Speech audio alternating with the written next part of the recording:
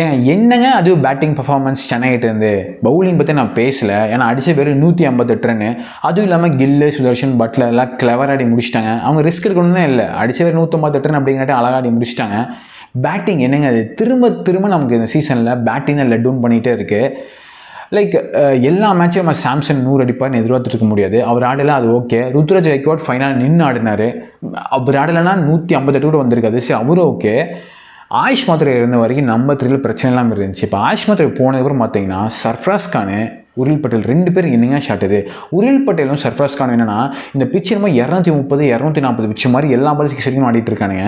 அவனுங்க வர்றப்பே பார்த்துருக்கணும்ல. ஏன்னா சாம்சனும் ருத்ராஜும் பார்த்தீங்கன்னா அவ்வளோ லைக் அந்த முதல் 4 ஓவர் பார்த்தீங்கன்னா அவ்வளோ நல்லா போட்டுட்டு இருக்காங்க. சிராஜும் ரபாடும் அவ்வளோ ஸ்ட்ரகிள் ஆகிட்டு இருக்கு அந்த பிச்சு.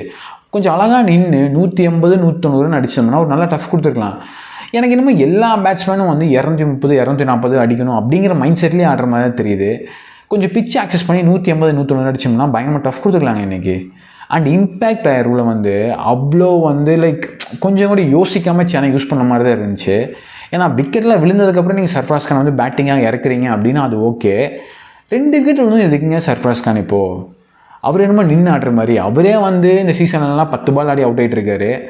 எனக்கு அது புரியவே இல்லைங்க. அதுவும் இல்லாமல் நீங்கள் வந்து முகேஷ் சௌத்ரி சாக்ரிஃபைஸ் பண்ணியிருக்கீங்க. லாஸ்ட் மேட்ச் மும்பை கூட அவர் ஒரு இம்பார்ட்டண்ட் ரோல் ப்ளே பண்ணார் நம்ம ஜெயிக்கிறதுக்கு. சீரியஸாக பயங்கர டிசப்பாயிண்டிங்க. ஓவராலாக வந்து நம்ம இப்படி தான் பேட்டிங் ஆனால் பிளே ஆஃப் கிட்ட கூட போக முடியாதுங்க. கண்டிப்பாக பேட்டிங் இம்ப்ரூவ் பண்ணி ஆகணும். இதுக்கப்புறம் டஃப் கொடுக்கணும் அப்படின்னா நீங்கள் என்ன நினைக்கிறீங்க அப்படிங்கிற காமெண்ட்ஸ் சொல்லுங்கள். நீங்கள்